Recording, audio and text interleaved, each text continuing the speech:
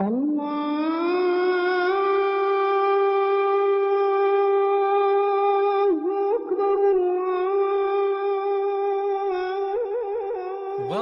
to the Voice of Islam.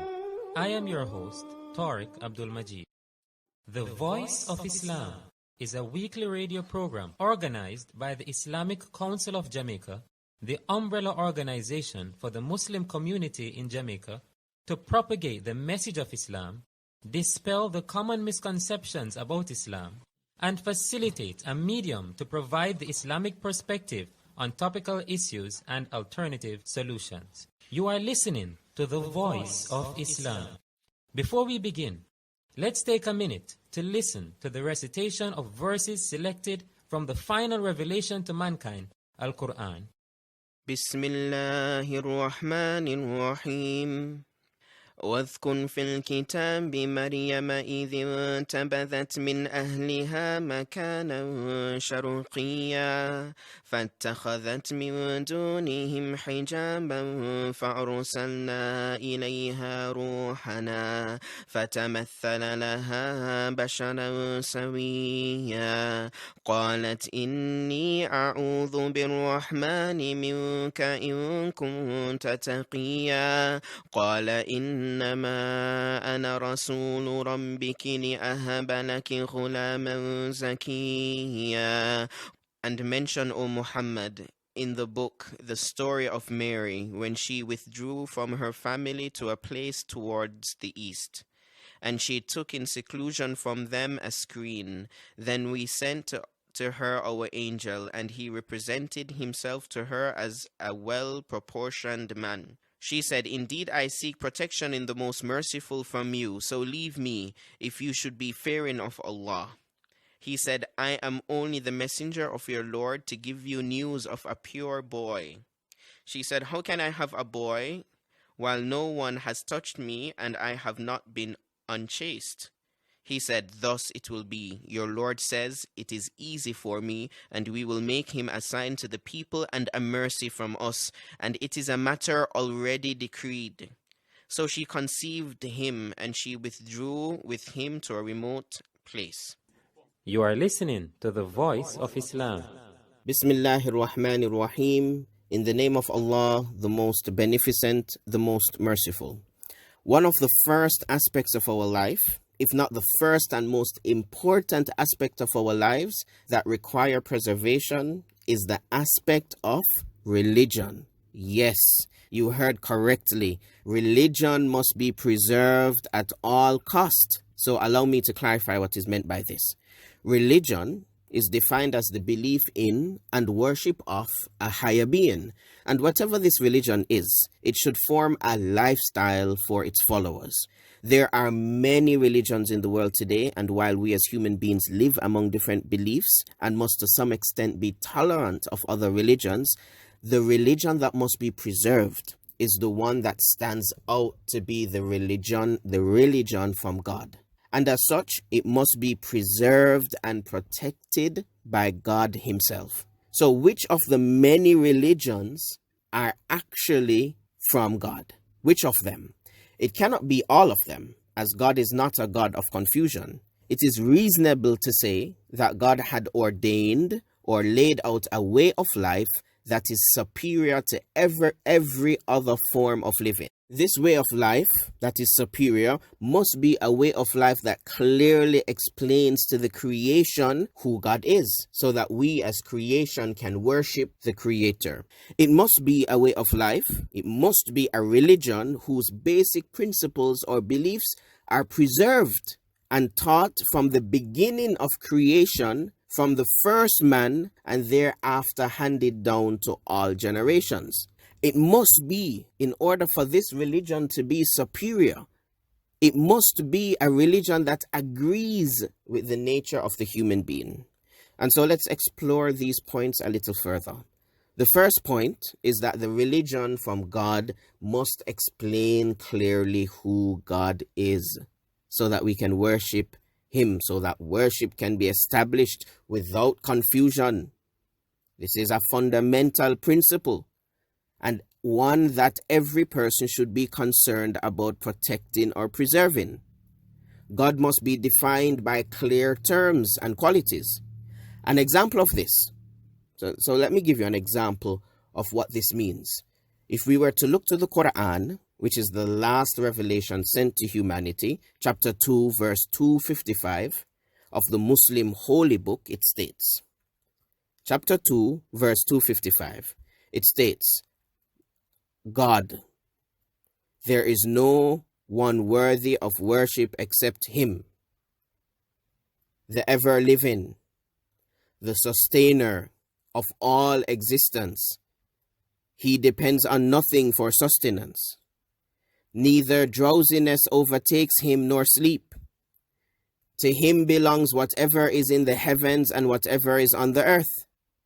Who is it that can intercede with Him except by His permission? He knows not. He knows what is presently before them and what will be after them. And they encompass not a thing of His knowledge except for what He wills. His throne extends over the heavens and the earth, and their preservation, the preservation of the heavens and the earth, tires Him not. And He is the Most High, the Most Great. Very clear as to who God is. This verse is considered the greatest verse in the entire Quran. So we know the Quran is made up of 114 chapters, and it is made up of approximately 6,000 verses. This verse, verse 255, is the most important one. And for just reason. It clearly presents who God is. He is the ever-living, which means death cannot overcome Him. So there's never a point in God's existence where He was dead, not for a moment, not for a day, and surely not for 3 days and 3 nights. If we believe that God is ever living, and we ascribe these things to God, but then somehow people are made to believe, or they are made to follow a religion that believes that God, a part of Him, in whatever form He may have assumed, has died. As Muslims, we say we have been presented with a clear definition of God that must be preserved, and that is, He is ever living. And take the other quality. God is the sustainer of all, and He depends on nothing for His sustenance, which means God is above taking on a form that makes Him dependent. In other words, God is above becoming man, as man is dependent on food, drink, oxygen. Men are overtaken by drowsiness, and we established that God, neither drowsiness nor sleep overtake Him. So men, we succumb to drowsiness, we feel tired, and as a result of that, we sleep. It is above God to become man that He is overtaken by these. The Quran explains without confusion the qualities of God. Another chapter in the Quran that clearly explains the qualities of God is chapter 112. And remember that any religion that is worthy of being preserved must clearly explain who God is. And then that idea, that concept must be consistent throughout that religion. It cannot change.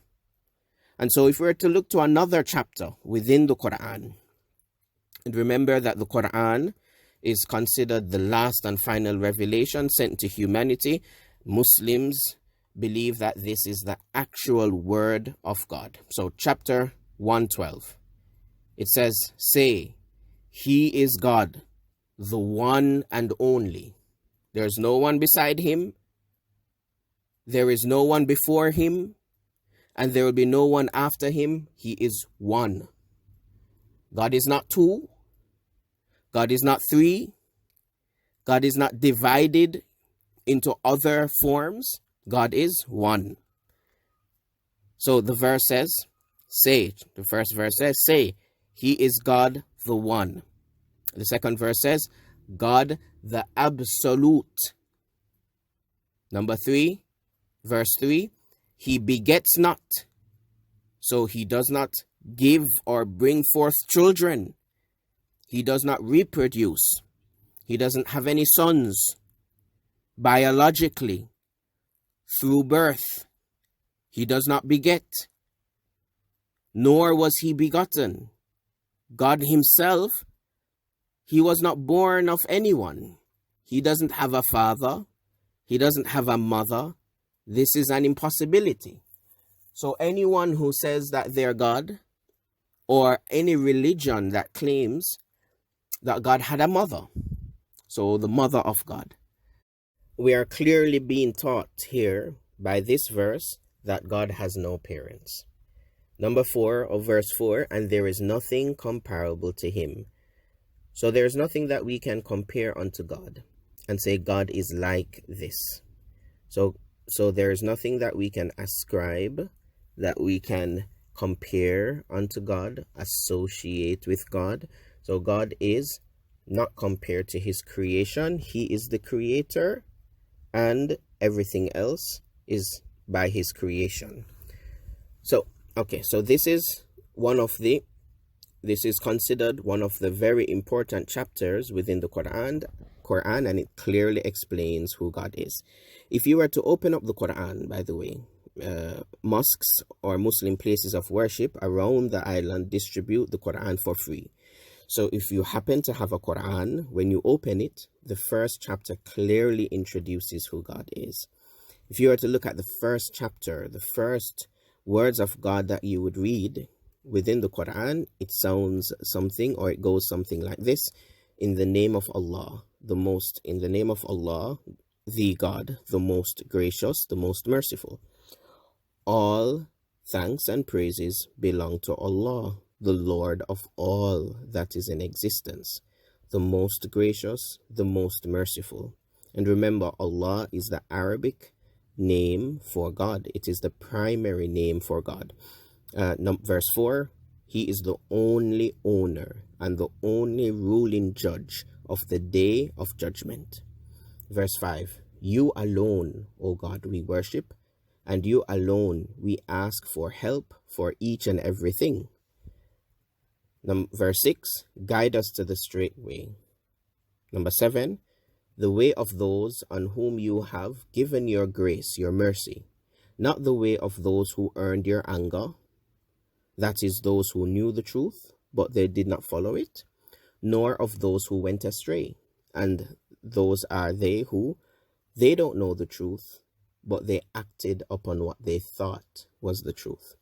So we don't want to be among those people, nor do we want to be among the people who they knew the truth, but they did not follow it.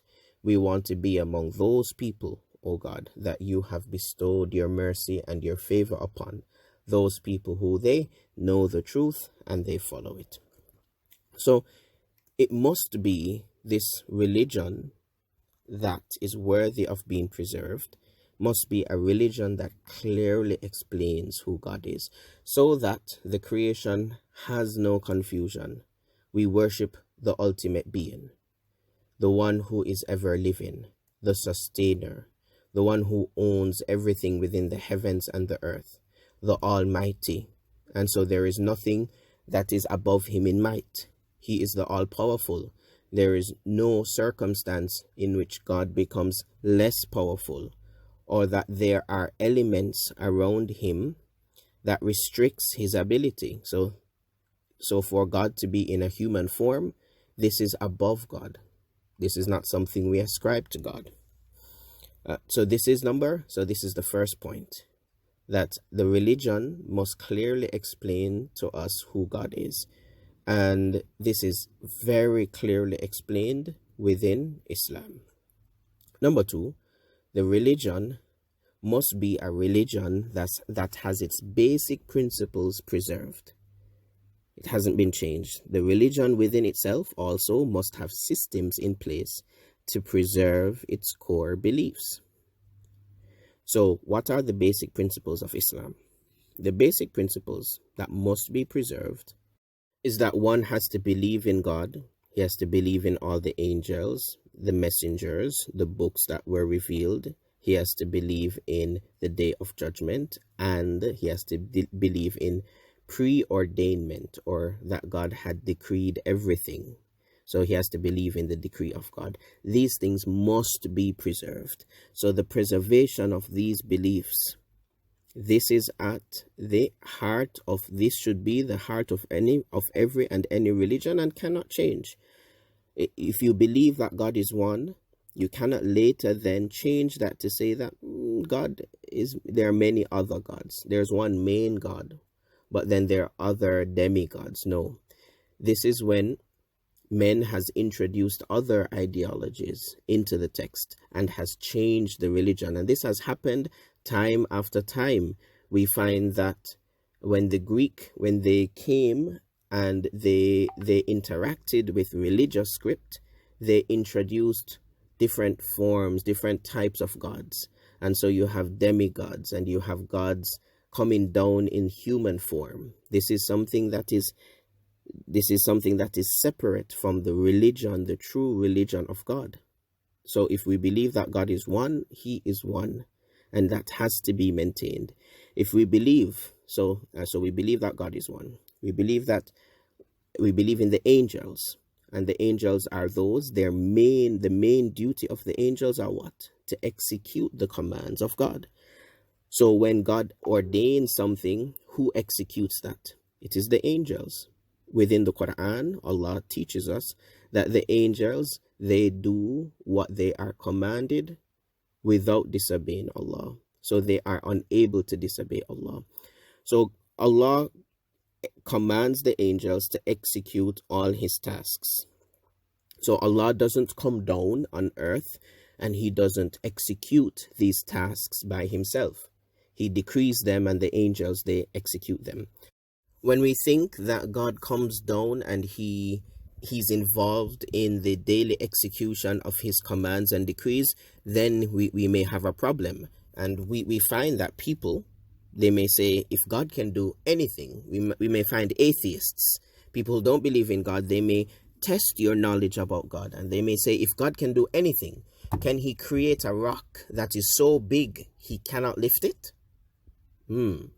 What would be the answer to that question? If you believe in a God that comes down, he takes on the form of a human being, and he executes the tasks relating to the human being and their preservation and so on, then how would you answer this question? Can God, of course, God can do anything.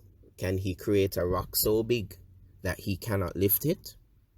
If you say yes, then it means that he can create a rock so big he cannot lift it, which means he cannot lift something that he has created.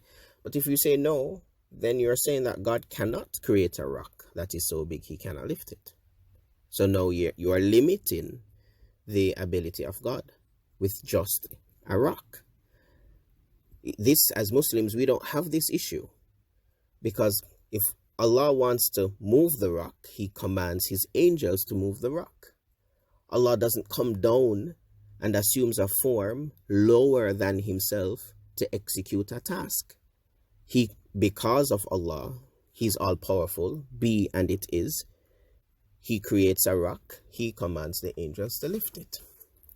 And so Allah himself doesn't come and lift or move the rock or move the clouds or causes the rain to fall. This is a system that Allah has put in place, and our belief in the angels is critical and must be preserved so that we can preserve our understanding of Allah. Okay, another thing, we believe in the prophets and messengers, that Allah had created the human being and has not left them without guidance. Allah had selected from them people who he would send revelation to. These people are referred to as prophets and messengers. They are not everyone. They are people of high standards, even before receiving revelation. They are not people who we can discredit through crimes that they have committed. No. These prophets and messengers are protected from committing major sins. So our belief in the prophets and messengers must be that these are people of high standards. These are people of good moral example. And they're not everyone who claims to be a prophet and messenger. They are selected by God, by Allah, and they have been given miracles so that people can identify them as prophets and messengers. Take, for example, Jesus. Jesus is a prophet and a messenger from God. During his time, the science that was prevalent was medicine, that people were practicing medicine. And so the miracles that Jesus received were in relation to this. So he would cure the leper, he would raise the dead, he would make the blind see. These are all related to this field of medicine so that people could believe that he was the messenger. Similarly to Moses, what was very prevalent in the time of Pharaoh and Moses was magic. And so the miracles that he received were in relation to that. One that was even more superior. It wasn't magic itself. So his staff would turn into a snake and it would eat up or engulf all the other snakes or all the other types of magic that these magicians would bring forward, and so on and so forth. So the last and final messenger sent to humanity, and we have to believe as well that to each nation a messenger came. And the messenger that came to our nation, the last messenger that came to the last nation, is the Prophet Muhammad, who came approximately 620 years after Prophet Jesus. And when he came, at that time, people were involved in poetry, eloquence, language. And so Allah revealed the last revelation in a form that was considered a superior form to poetry. The Quran, it was written in a manner that people thought it was poetry, but it was constructed in a manner that was above their ability to reproduce. So they couldn't imitate the Quran. And up until today, no one can imitate the Quran. And the Quran from then challenges everyone that bring forth something similar to the Quran. And they will never be able to do that. And so by this, Prophet Muhammad and other miracles that he had performed approximately 1,000 during his lifetime to establish that he is the last and final messenger to humanity. Of those miracles is the Quran. So if you want to investigate or examine this claim of the Quran being a miracle, then you'd have to read it and understand its contents. And so we have to preserve our belief in the prophets and messengers. We also have to preserve our belief that God had sent different books of revelation over time. So as Muslims, we do believe in the gospel given to Jesus. We believe that has changed. However, we believe in the Torah given to Moses. We also believe that it is evident that has also changed. We believe in the Psalms given to David. That has also changed. The scriptures given to Abraham, that has also changed. And we believe in the Quran given to Prophet Muhammad. And if you were to look at the Quran today, it is preserved in the Arabic language from the time it was revealed. So that has not changed. The language has not changed. And the teachings have not changed. Nothing has been taken away from the Quran and nothing has been added to it. It is the only book of revelation that has maintained its original text from the time of revelation. And so I implore that you ask for a copy of the Quran. So we have to believe in the books sent down to humanity, the last of which was the Quran. We have to also believe in the day of judgment, that we will stand before the Creator, that we will be held accountable for our actions, that this must be preserved. The concept of the day of judgment, that we will stand before Allah, that our actions will be judged. So we have to live our life accordingly. We have to make good decisions. We have to worship Allah. Our basis of living must be dedicated towards the Creator. We have duties to fulfill towards Him, in the same way we have duties to fulfill towards the creation. And then we must believe in decree, that Allah has decreed everything to happen. And sometimes we choose something and it doesn't work out. The decision making that we make, that is our responsibility. We do that on a daily basis. When we get up, we make decisions. The outcome of those decisions is determined by the decree of God. So we decide and Allah determines and God determines. We have to believe in that, or else we wouldn't survive. We have to preserve that concept, or else we would see suicides and rebellion and war. People would fall into depression. We would see this more prevalent than it is.